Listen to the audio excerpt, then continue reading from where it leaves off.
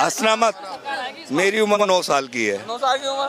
मेरी उम्र 9 साल। 9 साल की है, तंज कस रहे हैं क्या? 9 साल से पहले हमने कपड़े नहीं पहने, हमने खाना नहीं खाया, हमारे देश में हॉस्पिटल नहीं था, हमारे देश में बस नहीं थी, हमारे देश में ट्रेन नहीं थी, हमारे हवाई जहाज नहीं थे, हम सड़कों पे नहीं चल रहे थे।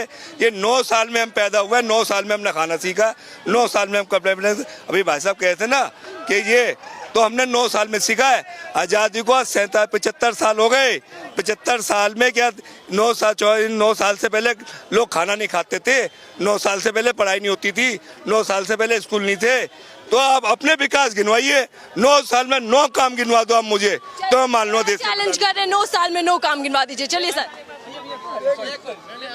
क्योंकि चुनाव नजदीक है, बता पाएंगे 9 साल में 9 काम? एक मैं जवाब दे दूं। इंदिरा जी से 70 साल का हिसाब ले लीजिए, राजीव जी से 70 साल का हिसाब ले लीजिए, राहुल जी से 70 साल का हिसाब ले लीजिए, और 9 साल का कहाँ से हिसाब? बस हवा निकल गई। 9 साल में मिसाल बता रही है सरकार, जान लेते हैं आपको काम क्यों नहीं दिख? नहीं मैं बताऊंगा ना। अब इन्होंने कहा राजीव जी से ऊपर जाके पूछेंगे हम, इंदिरा जी से ऊपर जाके पूछें, क्या तो ऊपर का टिकट बनवाए हम, उनसे सवाल करें। नहीं आप जा चुके हैं, लेकिन चर्चा करते हैं। चलिए छोड़ दीजिएगा पुरानी सरकारों को लेकर। मुद्दे अभी क्या रहने वाले हैं? 2024 का चुनाव भी है, राज्यसभा में भी चुनाव है, एक तरफ गठबंधन है, दूसरी तरफ मोदी जी का जादू लहर है। कैसे देख रहे कि क्या होने जादू? मैं बता रहा हूँ ना, अभी आप देखिए जो उसको हम इंडिया गठबंधन को कहते हैं घोटालेबाज, मंडा भी कहते हैं। नहीं पीएम मोदी का गठबंधन घमंडी है, उसका चैलेंज मैं प्रूफ कह रहा हूँ ना। इस देश के अंदर पहली बार देश का प्रधानमंत्री लाल किले पे 15 अगस्त को पूरा भारत खुशी का जश्न मनाता है, और आप झंडा ले आते समय चैलेंज करके जाते हैं कि अगली बार भी मैं झंडा ले रहूंगा। क्या आप ऊपर से लिखवा के लिए आए?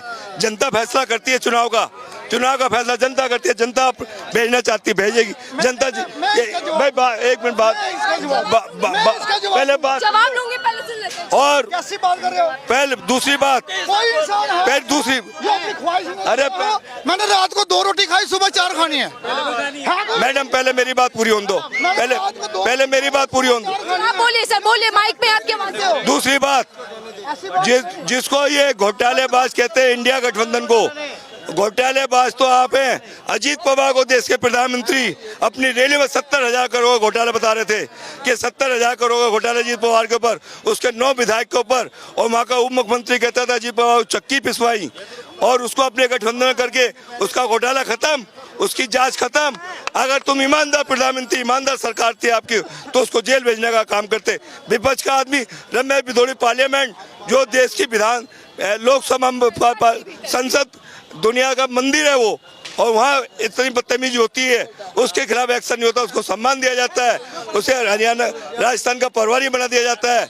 ये इनका काम है, ये इनका कर्तव्य है। अगर विपक्ष एक्शन की जगह प्रमोशन क्यों? एक मिनट, अगर उनको विपक्ष का कोई एमपी अगर इस तरह की बात कोई कर दे तो उसके खिलाफ एक्शन निशासित कर दिया जाता है।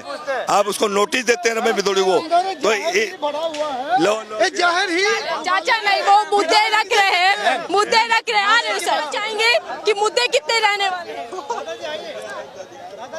किसमें? मैं तो राजस्थान से आया हूँ। राजस्थान में तो चुनाव भी है सर, आप तो मतलब कह रहे हैं कि क्या देख रहे हैं वहाँ की राजनीति कैसे उबल रही है? अशोक गहलोत वापस सरकार रिपीट हो रही है, कांग्रेस कह रहे बीजेपी इस बार तो बाय बाय टाटा बाय हो रही है। लेकर आपको घेर रही है बीजेपी। भ्रष्टाचार तो इनके पास कौन सी मशीन है कि भाई कोई भी भ्रष्टाचारी को बीजेपी में लाके वॉशिंग पाउडर लगा के उसको दूध का धोया कर देते हैं। ईडी का डर दिखाया जा रहा है। राजस्थान में चुनाव है तो पिछले 2 महीनों से जो कोई बोलता है छापे पड़ रहे हैं उसमें ईडी के, अभी कल परसों ही पड़े हैं। लोकतंत्र की हत्या इन्होंने इस तरह से की है। इनके पास 9 साल में गिनाने के लिए कुछ नहीं है। प्रधानमंत्री मोदी जी दूसरे देशों में जाके झूठ बोलते हैं कि भाई हमने IIT IIM बनाई है, कहाँ बनाई है?